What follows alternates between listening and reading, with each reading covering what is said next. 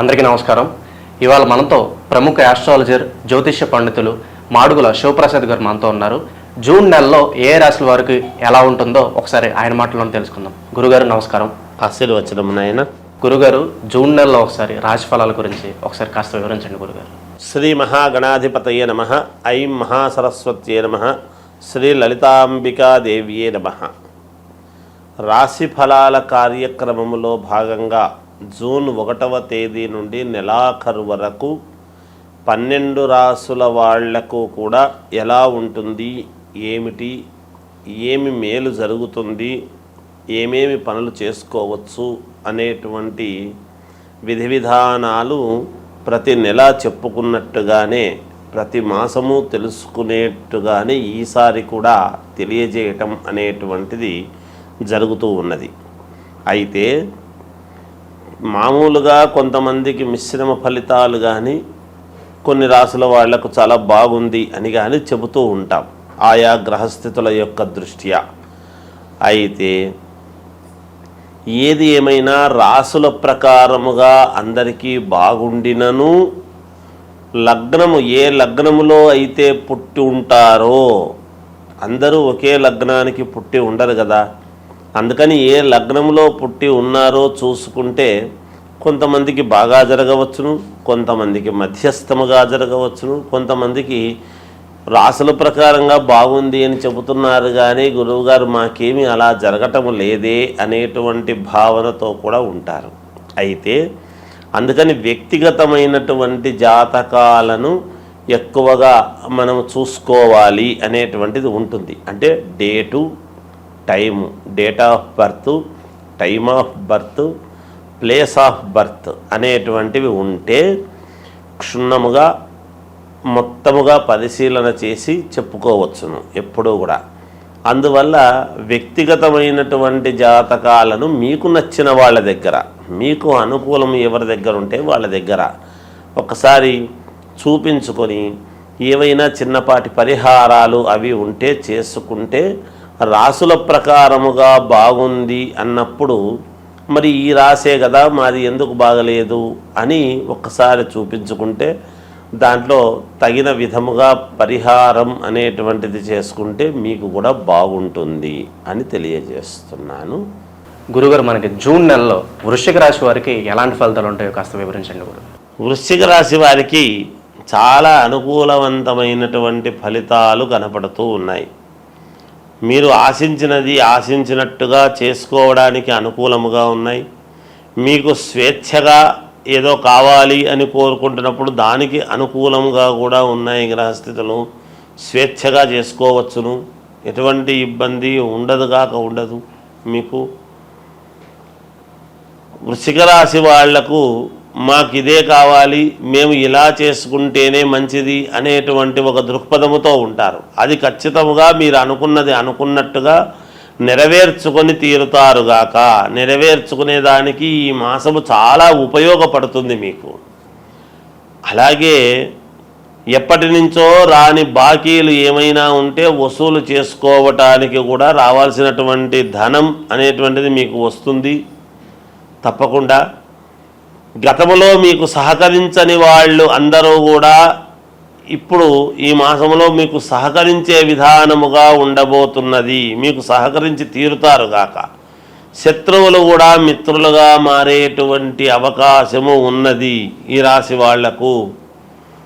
ఏదైనా ధైర్యముతో అడుగు వేస్తే విజయము మీ వెంటే ఉంటుంది అనడానికి మంచి నిదర్శనము ఈ రాశి వాళ్ళు. విద్యార్థులకు చాలా యోగవంతముగా ఉన్నది.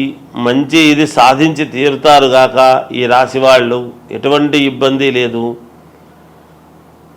అలాగే సినిమా రంగంలో ఉండేటువంటి వాళ్లకు కూడా కొంచెం బాగా అనుకూలముగా ఉన్నది. రాజకీయాలలో ఉండేటువంటి వాళ్లకు పదవీ యోగం అనేటువంటిది వరించి తీరుతుంది. పదవి అనేటువంటిదే ఉన్నది. వ్యక్తిగతమైనటువంటి కారణాల్లో ఏమైనా లోపాలు ఉంటే చెప్పవచ్చును, మనం చూసుకోవచ్చును గాక. చెప్పడం కంటే కూడా చూసుకుంటే మంచిది. ఎవరినైనా అడిగి తెలుసుకుంటే మీకు మేలు జరిగి తీరుతుంది గాక. మీరు ఏది కొనాలన్నా ఏది చేయాలన్నా బ్రాండెడ్ వస్తువులనే తీసుకోవాలి, మామూలువి తీసుకుంటే బాగుండదు అనేటువంటిది మీ ఆలోచనకు తగ్గట్టుగా మీరు ముందుకు వెళతారు. మీకు లోన్లు పుట్టడం అనేటువంటిది జరుగుతుంది, తప్పకుండా లోన్ శాంక్షన్ అవుతుంది మీకు. అలాగే కొంత బంగారు కొంటారు ఇబ్బంది లేకుండా, ఆ మామూలుగా బంగారు కొని ఎత్తిపెట్టుకోవడం లాంటివి జరుగుతుంది. అంతేకాకుండా విదేశాలకు వెళ్ళాలి అనుకునేటువంటి వాళ్ళు ప్రయత్నాలు చేసుకోవచ్చు, వెళ్ళవచ్చును. విదేశాల నుండి మీరు ఒక శుభవార్త వినటము కూడా జరుగుతుంది కాక ఇంట్లో శుభకార్యాలు చేసుకోవడానికి కావాల్సినటువంటి ఏర్పాట్లు చేసుకోవచ్చును, మేలే జరుగుతుంది. అన్ని రంగాలలో ఉండేటువంటి వాళ్లకు, వ్యాపారస్తులకు కూడా, చిన్నపాటి వ్యాపారాలు చేసుకునేటువంటి వాళ్లకు కూడా చాలా యోగవంతముగానే ఉన్నది ఈ రాశి వాళ్లకు అని తెలియజేస్తూ జయోస్తు. గురుగారు, మనకి పంచగ్రహ కూటమి అంటే ఏంటి, మనకి ఏ రాశుల వారికి ఈ పంచగ్రహ కూటమి ప్రభావం అనేది పడుతుంది, అలాగే వీళ్ళకి కలిసి రావాలంటే ఏ పరిహారాలు చేసుకుంటే మంచిది, కాస్త వివరించండి గురుగారు. పంచగ్రహ కూటమి అనేటువంటిది 6వ తారీఖు మనకు 6వ నెల అంటే జూన్లో వస్తూ ఉన్నది. గురువారం నాడు వచ్చినది. అయితే ఈ పంచగ్రహ కూటమి అనేటువంటిది గతములో కూడా ఒకసారి 2013 ఆ సమయంలో వచ్చింది అనేటువంటిది ఉన్నది. ఈ షష్టగ్రహ కూటమి అనేటువంటిది, పంచగ్రహ కూటమి అనేటువంటివి ఈ కూటములు అనేటువంటి వచ్చినప్పుడు ఏమవుతుంది అంటే, బలమైనటువంటి గ్రహాలు ఎప్పుడైతే ఒక చోట ఒకే రాశిలో కలుస్తాయో ఆ ప్రభావము ఎవరెవరి మీద ఉంటుంది, మంచి ప్రభావం ఉంటుందా, చెడు ప్రభావము ఉంటుందా అనేటువంటిది ఉంటాయి అటు ఉంటాయి ఇటు ఉంటుంది గాక. కొన్ని రాశులకు కొన్ని గ్రహాలు వేవులో పడ్డప్పుడు ఆ వ్యతిరేక ఫలితాలు అనేటువంటివి చూపిస్తాయి. అంటే ఇబ్బందులు కలిగినప్పుడు ఇబ్బందులు చూపిస్తాయి. సవ్యమైనటువంటి చోట మిత్రుడి స్థానంలోనూ అనుకూలమైనటువంటి స్థానంలో ఉన్నప్పుడు అనుకూలవంతమైనటువంటి చూపిస్తాయి. అవి ఏ గ్రహాలు అనేటువంటిది ఒక్కసారి మనం ఆలోచన చేసుకోవాలి. ఏమిటి అంటే, రవిచంద్రులు కాలగమనానికి 2 అనుకూలమైనటువంటివి. ఉదయము మామూలుగా సూర్యుడి యొక్క ప్రభావము, రాత్రికి చంద్రుడి ప్రభావము. ఈ 2 కాలాన్ని నిర్ణయించేటువంటివి కాబట్టి ఈ 2 గ్రహాలు ఒక చోట ఉంటే బుధ ఆదిత్య యోగం అనేటువంటిది మన అందులో బుధుడు కూడా ఉన్నాడు. రవి బుధులు ఉండేటువంటి దాని వలన బుధాదిత్య యోగం అనేటువంటిది కూడా ఉన్నది. అలాగే శుక్రుడు అక్కడే ఉన్నాడు, గురువు అక్కడే ఉన్నాడు. మొన్ననే 1వ తారీఖు వృషభంలోకి గురువు వచ్చినటువంటి సంగతి కూడా అందరికీ తెలిసిండేటువంటిదే. అందువలన ఇవి 5 గ్రహాలు అంటే గురువు, శుక్రుడు, బుధుడు, రవి, చంద్రుడు. ఈ 5 గ్రహాలు ఒకే చోట ఉండేటువంటి దాని వలన కొన్ని రాశులకు మహాద్భుతమైనటువంటి యోగం అని ఉన్నది. ఈ గ్రహాలు యోగాన్నిచ్చేటువంటి వాళ్ళ రాశులు ఏవేవి అని మనం ఒక్కసారి గనక చూసుకున్నట్టయితే, మేషరాశి వాళ్లకు మహాద్భుతముగా ఉండబోతున్నది, కర్కాటక రాశి వాళ్లకు మహాద్భుతముగా ఉండబోతున్నది, కన్యారాశి వాళ్లకు మహాయోగవంతముగా ఉండబోతూ ఉన్నది, వృశ్చిక రాశి వాళ్లకు చాలా అంటే చాలా బాగుండబోతున్నది. అలాగే మామూలుగా మకర రాశి వాళ్లకు కూడా చాలా బాగా ఉండబోతున్నది. ఇక కుంభరాశి వాళ్లకు కూడా కొంతవరకు బాగానే ఉంటుంది. అయితే ఇందులో ఇప్పుడు నేను చెప్పని గ్రహాలు ఉంటాయి కదా, ఇవి కొంచెము చిన్న ఇబ్బందికరమైనటువంటి పరిస్థితి. ఏమిటయ్యా అవి అంటే, అసలు ఎక్కడైతే ఉన్నాయో స్థానములో అన్నీ బరువైనటువంటివి ఏవైతే ఉన్నాయో, వృషభ రాశికి సమస్యే. ఒక చోట కూటమి అని ఏర్పాటు చేసినప్పుడు, ఒకే చోట ఉన్నప్పుడు అక్కడ వృషభ రాశికి ఇబ్బంది, మిథున రాశి వాళ్లకు కొంత ఇబ్బందే, కొంచెము సింహరాశి వాళ్లకు కొంత ఇబ్బంది, అలాగే తులారాశి వాళ్లకు ఇబ్బంది, ధనుస్సు రాశి వాళ్లకు మరీ ఇబ్బంది. వీటి వలన ఏమిటి? ధనుస్సు రాశి వాళ్లకు ఇంకోటి కూడా ఉంది దీంట్లో, ఒక చిన్న ఇది చెప్పుకోవాలి మనం. ఎవరైనా గర్భవతులుగా ధనుస్సు రాశి వాళ్ళు గనక ఉన్నారు అంటే కొంచెము జాగ్రత్తగా ఉండాలి అనేటువంటిది ఉన్నది ఒకటి. అలాగే మీనరాశి వాళ్ళది ఇబ్బంది ఏమీ లేదు, చిన్నపాటి ఇది ఉంటుంది దానికి. ఇలా కొన్ని రాసుల వాళ్లకు కొంత ఫలితాలు ఇవ్వటములో తారుమారవుతాయి. ముందే మామూలుగా అంతంత మాత్రముగా ఉంటాయి. ఈ పనులు జరిగితే బాగుంటుంది, ఈ వివాహం అయితే బాగుంటుంది, ఈ ఉద్యోగం వస్తే బాగుంటుంది, ఈ విదేశాలకు వెళితే బాగుంటుంది, లేదా ఇంకొకటి మనకు ఇది తీరితే మనకు మేలు జరుగుతుంది, ఈ ధనము రావాల్సిండేటువంటిది ఉన్నది, ఈ పొలము మనకు వాయిదాలు లేకోకుండా మనకు మన వైపు తీర్పు వస్తే బాగుంటుంది. ఇలా ఒకటి కాదు, రెండు కాదు, అనేక రకాల సమస్యలతో ఉంటారు. వాటన్నిటికీ కూడా ఒక్కసారిగా ఇన్ని గ్రహాలు ఇక్కడ ఉండేటప్పటికీ కొన్ని చెడు ఫలితాలు అనేటువంటివి ఇస్తాయి కదా. మాలాంటి వాళ్ళము ఎప్పుడూ కూడా బాగుంటుంది, బాగుండాలనే కోరుకోవాలి, కానీ భయోత్పాతమైనటువంటివి ఎప్పుడూ చెప్పరాదని నా వ్యక్తిగత అభిప్రాయం. చిన్నవి ప్రతి వాళ్ళ జీవితంలోనూ ఉంటాయి.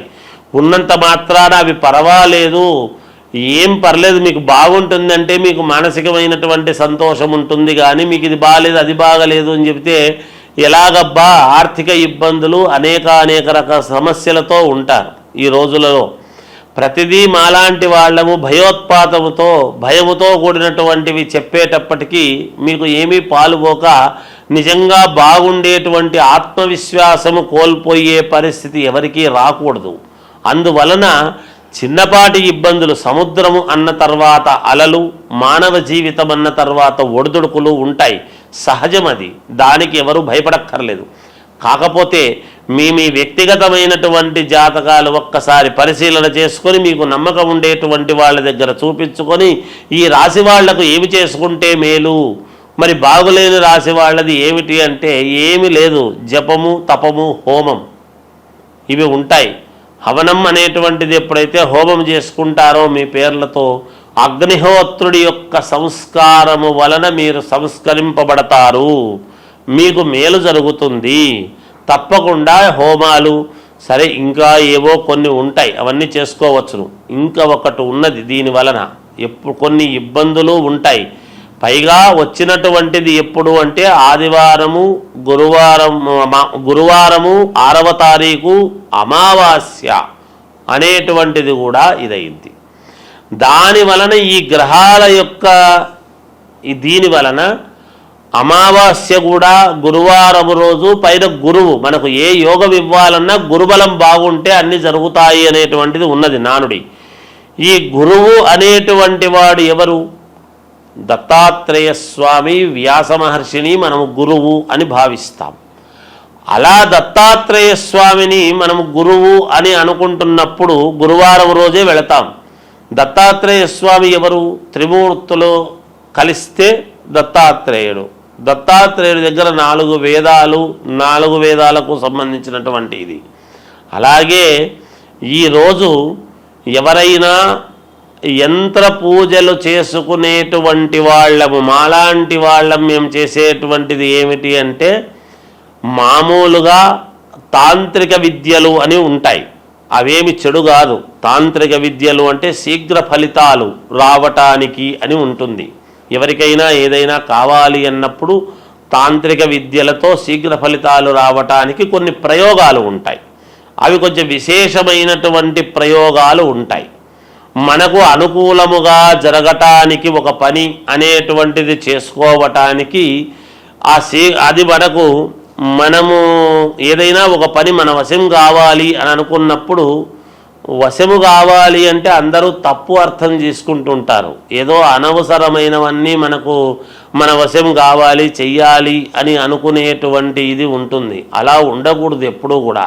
ఎందుకంటే మనకు ఒక మంత్రము మన వశము కావాలి, ఒక ఉద్యోగము మనకు కావాలి అని ఇలా కొన్ని ఉంటాయి. శీఘ్రముగా తొందరగా మన కోరికలు ఫలించాలి అనేటువంటివి. అలా శీఘ్ర ఫలితాలు రావటానికి యంత్ర పూజలు అని ఉంటాయి.